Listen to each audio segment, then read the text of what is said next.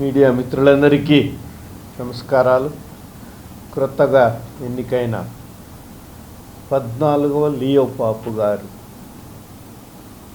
వారికి విశాఖపట్నం కథోలిక అగ్రపీఠం తరఫున, ఈ మహానగర మెట్రోపాలిటన్ తరఫున కేవలం క్రైస్తవులు మాత్రమే కాకుండా మనందరి ప్రజలందరి తరఫున నేను వారికి శుభాకాంక్షలు అందిస్తున్నాను. ఆప్యాయతతో, ప్రేమతో అభినందనలు తెలుపుతున్నాను. మన విశాఖపట్నంతో పాటు మన ఆంధ్రప్రదేశ్ ప్రజలందరి తరఫున నేను వారికి అభినందనలు, ప్రేమపూర్వక విశ్వసనీయతను అందిస్తున్నాను. మీకు అందరికి తెలిసిన విధమున 8వ తారీఖు మే నెల 2025న ఈ క్రొత్త పాపు గారు ఎంపికైనారు. లియో పాపు గారు 14వ లియో పాపు గారి పేరు ఎందుకంటే ఇంతకుముందు 13 మంది ఈ పేరుతో పాపు గారులు ఉన్నారు. 13వ పాపు గారు లియో పాపు గారు చాలా భారతదేశానికి చాలా ముఖ్యమైన వాళ్ళు. ఓ భారతదేశమా, నీ బిడ్డలే నీకు శరణము, నీ రక్షణకు, దేశ బాగుకు నీ బిడ్డలే శరణమని మనలందరినీ సంబోధిస్తూ ఆశీర్వదించారు. వారి తర్వాత అది 1886లో కనుక దాదాపు 200 సంవత్సరాల తర్వాత పాపు గారు ఎవరైనా ఎన్నికైనప్పుడు క్రొత్త పేరు ధరిస్తారు. తన యొక్క భావి ప్రణాళిక, కార్యాచరణ ఏ విధంగా ఉంటుందో తన పేరులోనే ఉంటుందన్నమాట. దివంగత పాపు గారు ఫ్రాన్సిస్ అని పేరు పెట్టుకున్నారు. లోకమంతట శాంతి సమాధానాల కోసం కృషి చేశారు.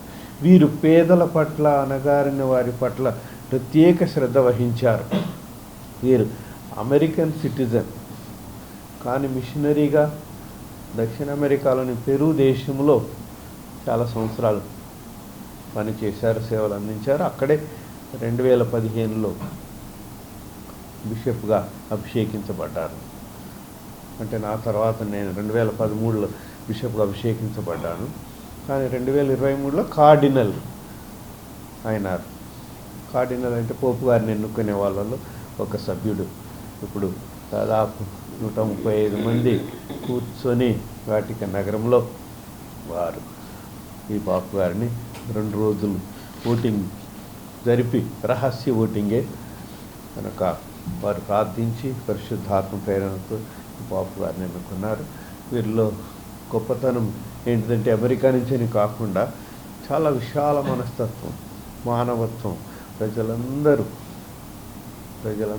ఏ మతానికి, ఏ ధర్మానికి చెందిన అందరం వసుదైవ కుటుంబంగా జీవించాలని ముఖ్యంగా ప్రజలందరినీ ఆశీర్వదిస్తూనే పేదలను, బీదలను ఆయన మట్టిలో, బుడుగుల్లో దక్షిణ అమెరికా అంటే కొంతమంది ఉత్తర అమెరికా లాగానే చాలా ధనవంతమైన దేశాలు అనుకునే ప్రమాదం ఉంది. అక్కడ చాలా అంతర్యుద్ధాలు, సివిల్ వార్స్ జరిగి నీతి న్యాయం కోసం ప్రజల్ని ఈ దేశాలలో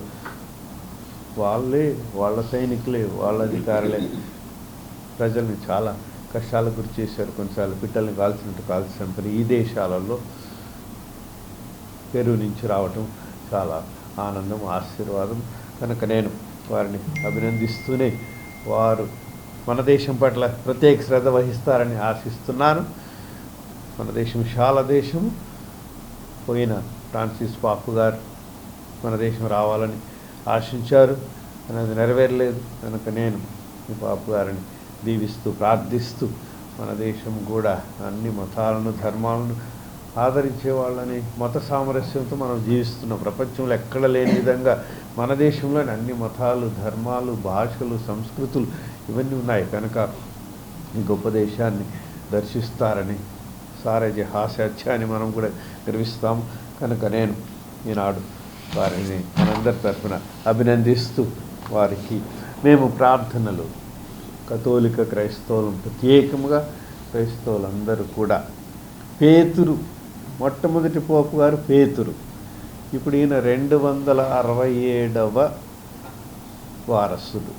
కనుక అప్పటి నుంచి ఇప్పటి వరకు నిరంతరంగా ఈ ప్రజలందరినీ పరిపాలించుటకు, సేవ చేయుటకు, నడిపించుటకు, అందుకే వీరిని జగద్గురు అంటారు. కేవలం ఒక వాటికన్కి, ఒక కథోలికులకు మాత్రమే కాకుండా ప్రజలందరినీ, ప్రపంచంలో ఎన్నో సంస్థలు ఉన్నాయి మీకు తెలుసు, ప్రపంచానికి మొత్తం సంబంధించిన సంస్థ ఈ పాపు గారి పరిచర్య కనుక భారతదేశాన్ని ప్రత్యేకంగా ఆశీర్వదించాలని కోరుతూ మేము ఈ వారమంతా కూడా అన్ని చర్చిలలో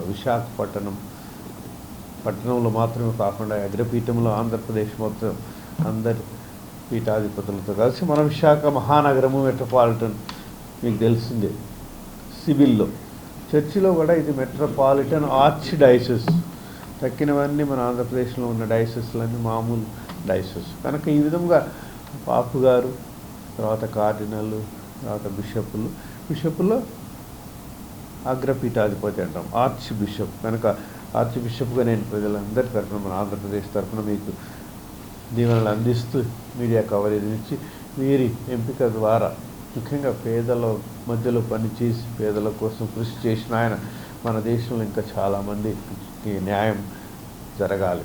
ఇప్పుడు యుద్ధం జరుగుతుంది ప్రపంచంలో, అనేక యుద్ధాలు మన దేశంలో కూడా మొదలు కావటం. ఈయన కూడా శాంతి కాముకుడు, శాంతికి ప్రాధాన్యం ఇస్తారు.